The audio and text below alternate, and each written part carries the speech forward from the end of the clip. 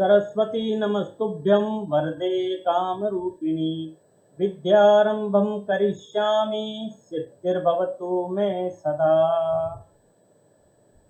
सर्वेभ्यो नमो नमः।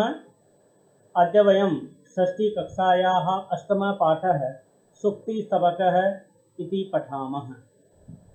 आज की इस कक्षा में आप सभी का हार्दिक स्वागत है। आगे बढ़ने से पहले आप इस चैनल को सब्सक्राइब करें, लाइक और शेयर करें ताकि आने वाले वीडियो आपको मिल सके।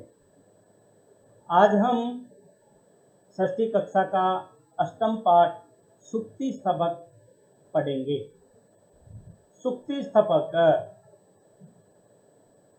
स्तवक का मतलब होता है सुंदर वचनों का गुच्छा, यानी कि सुंदर वचन। तो इसमें कुछ श्लोक दिए गए हैं।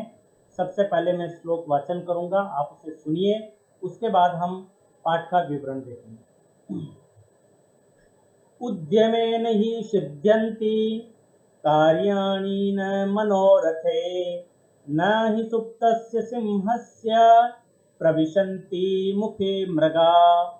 पुस्तके पठित पाठ जीवने नैव साधित, किं भवेत् तेन पाठेन जीवने यो न सार्थक।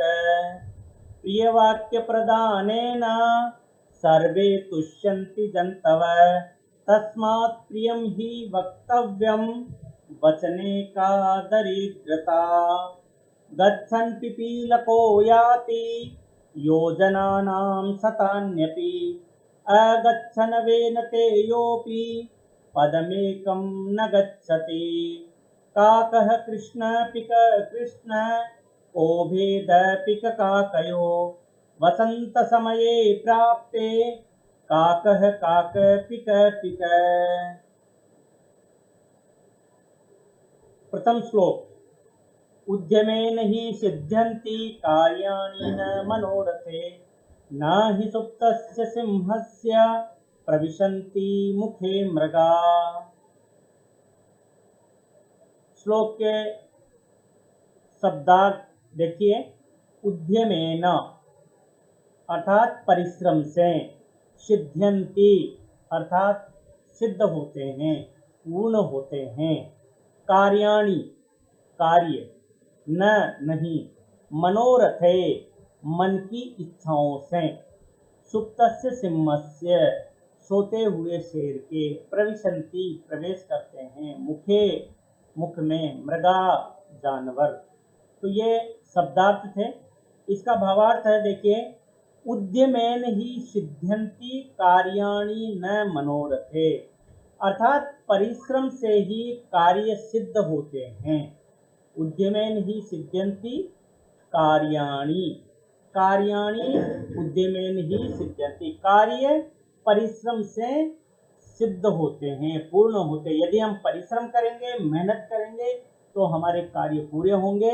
न मनोरथे, मन की इच्छाओं से नहीं। सिर्फ हम मन में इच्छा कर लें कि मेरा ये काम पूरा हो जाए, मुझे अपने लक्ष्य प्राप्त हो जाए, तो ऐसा नहीं होता है। उसके लिए हमें मेहनत करनी पड़ेगी, परिश्रम करना पड़ेगा।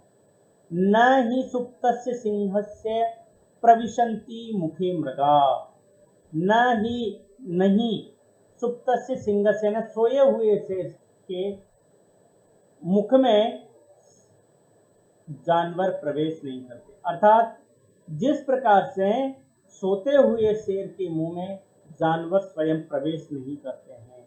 कहने का तात्पर्य यह है कि शेर जंगल का राजा है, फिर भी उसे अपनी भूख मिटाने के लिए, अपना भोजन प्राप्त करने के लिए जानवरों के पीछे भागना पड़ता है, मेहनत करनी पड़ती है।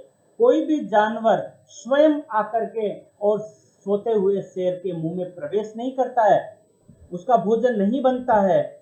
अतः हमें अपने लक्ष्य को प्राप्त करने के लिए, अपने मंजिल तक जाने के लिए कठिन परिश्रम करना चाहिए, मेहनत करनी चाहिए, ताकि हमें अपना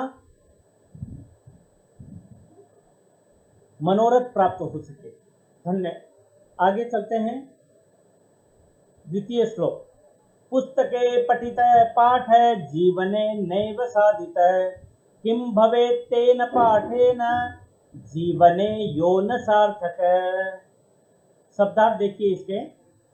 पुस्तके अर्थात पुस्तक में, पठितः पढ़ा हुआ, पाठ है पाठ, जीवने जीवन में, नैव नैव का संधि विच्छेद करेंगे, न धन एव, यहाँ पर वृद्धि संधि है जिसका मतलब होता है नहीं। साधितः साधा गया, किम भवेत क्या लाभ, तेन पाठेन उस पाठ से, पाठेन इस शब्द में तृतीय विभक्ति का एक वचन है। यो जो, सार्थक है सार्थक अर्थात अर्थयुक्त। पुस्तके पठित पाठ जीवने नैव साधित, यानी कि पुस्तक में पढ़ा हुआ पाठ यदि जीवन में नहीं साधा गया, हमने उस पाठ को जीवन में नहीं उतारा, जो जीवन में सार्थक नहीं है, उस पाठ से क्या लाभ। अर्थात ऐसा पाठ जो हमारे जीवन में सार्थक नहीं है, हमारे जीवन को नहीं बदल सकता, इस प्रकार के पाठ को पढ़ने से क्या लाभ। अर्थात पुस्तक में पढ़े हुए ज्ञान को हमें अपने जीवन में उतारना चाहिए। पुस्तक में हमने जो विद्या सीखी है, हमने जो ज्ञान पढ़ा है, उस ज्ञान को, उस पाठ को अपने जीवन में उतारना चाहिए ताकि हमें उस शिक्षा का लाभ मिल सके। तृतीय श्लोक, प्रिय वाक्य प्रदानेन सर्वे तुष्यन्ति जन्तव तस्मात् प्रियं हि वक्तव्यं वचने का दरिद्रता। इस श्लोक में वचनों का महत्व बताया गया है। इसका शब्दार्थ देखिए। प्रिय वाक्य प्रदानेन, या प्रिय वाक्य बोलने से सर्वे सभी, तुष्यन्ति प्रसन्न होते हैं, जंतवः यानी प्राणी, तस्मात् इसलिए, प्रियम प्रिय, वक्तव्यम कहना चाहिए, वचने वचनों में, का क्या, दरिद्रता कंजूसी अथवा दीनता। इसका भावार्थ है प्रिय वाक्य प्रदानेन सर्वे तुष्यन्ति जंतवः, अर्थात प्रिय वाक्य बोलने से सर्वे तुष्यन्ति जंतवः, सभी प्राणी प्रसन्न होते हैं। प्रिय वाक्य, मधुर वाक्य बोलने से सभी प्राणी प्रसन्न हो जाते हैं। इसलिए प्रियम ही वक्तव्यम, तस्मात् प्रियम ही वक्तव्यम, इसलिए हमें प्रिय बोलना चाहिए, प्रिय वचन कहने चाहिए। वचने का दरिद्रता, वचनों में क्या कंजूसी, वचनों में किस प्रकार की गरीबी, इसलिए हमें प्रिय वचन बोलना चाहिए, मधुर वचन बोलना चाहिए ताकि सभी प्राणी खुश हो, प्रसन्न हो, संतुष्ट हो जाए। आगे चौथा श्लोक, चतुर्थ श्लोक, गच्छन् पिपीलको याति योजनानां शतान्यपि न अगच्छन् वेनते योऽपि पदमेकं न गच्छति।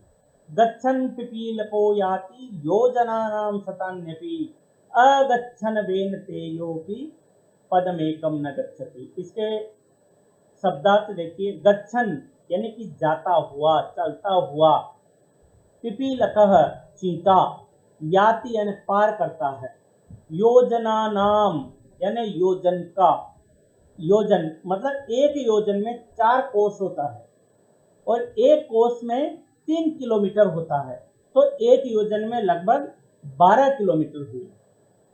शतान्यपि, शतानि प्लस अपि, इसमें यन संधि है, अगर हम इसको अलग अलग करेंगे, तोड़ेंगे इसको, तो इसका होगा शतानि धन अपि, जिसका मतलब होता है सैकड़ों। अगच्छन न चलता हुआ, गच्छन का विलोम शब्द है अगच्छन। वेन तेयोपि, वेन तेयः प्लस अपि, वेन तेयः ये अर्थात गरुड़, अपि यानी भी, यानी कि गरुड़ भी, यहाँ पर उत्व संधि का नियम लगा है।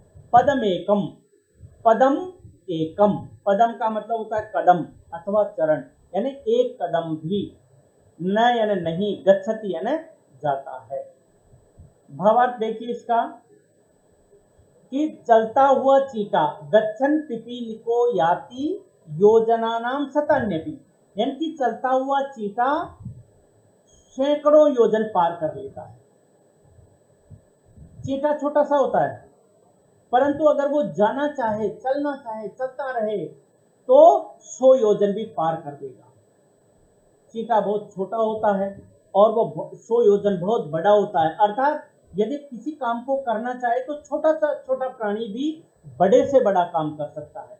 परंतु अगच्छन वेनतेयोपि पदमेकम न गच्छति। अगच्छन यदि अगर नहीं जाना चाहे, नहीं चलना चाहे, तो गरुड़ भी एक कदम भी नहीं जाता है।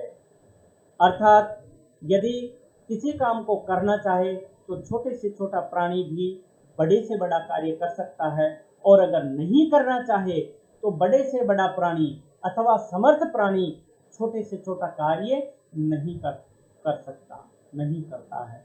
यानी कि हमारी जो मन की इच्छा है, विश्वास है, आत्मविश्वास, आत्मसंकल्प, उसके द्वारा ही हम अपने काम को पूरा कर सकते हैं। वेनतेय गरुड़, यानी कि गरुड़ की जो गति होती है वो बहुत अधिक होती है। ऐसा कहते हैं भगवान विष्णु का वाहन है गरुड़, और उसकी जो गति है वह मन की गति से चलता है। फिर भी अगर गरुड़ के लिए कहीं भी जाना कोई बड़ी बात नहीं है, वो कहीं भी जा सकता है, परंतु अगर वो नहीं जाना चाहे तो एक कदम भी नहीं जाता है। आगे देखिए, काकः कृष्ण पिक कृष्ण कोभिद पिक काकयो वसंत समये प्राप्ते काकः काक पिक पिक।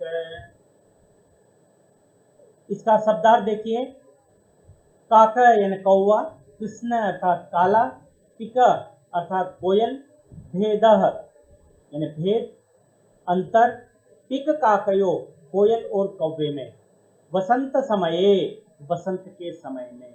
अर्थात काकः कृष्ण पिकः कृष्ण, काकः कृष्ण कौवा काला होता है, पिकः कृष्ण कोयल भी काली होती है, को भेद पिक काकयो, कौवे और कोयल में कोई अंतर नहीं है। को भेद पिक काकयो, कोयल और कौवे में कोई अंतर नहीं है, दोनों देखने में काले हैं, परंतु वसंत समय प्राप्ते, वसंत के समय में, वसंत ऋतु के आने पर, काकः काक पिक पिक है, कौवा कौवा होता है और कोयल कोयल होती है। यानी कि जब वसंत के समय में कोयल बोलती है तो वह बहुत अच्छी लगती है, क्योंकि जो कोयल की वाणी होती है वो मधुर होती है।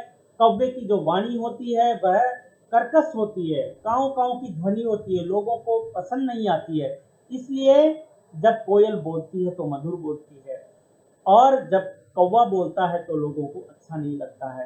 कहने का तात्पर्य यह है कि बोलने पर ही व्यक्ति के गुणों का पता चलता है।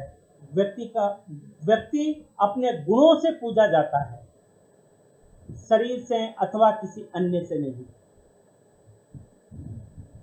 इस वीडियो को सब्सक्राइब करें और लाइक और शेयर करें। बहुत बहुत धन्यवाद।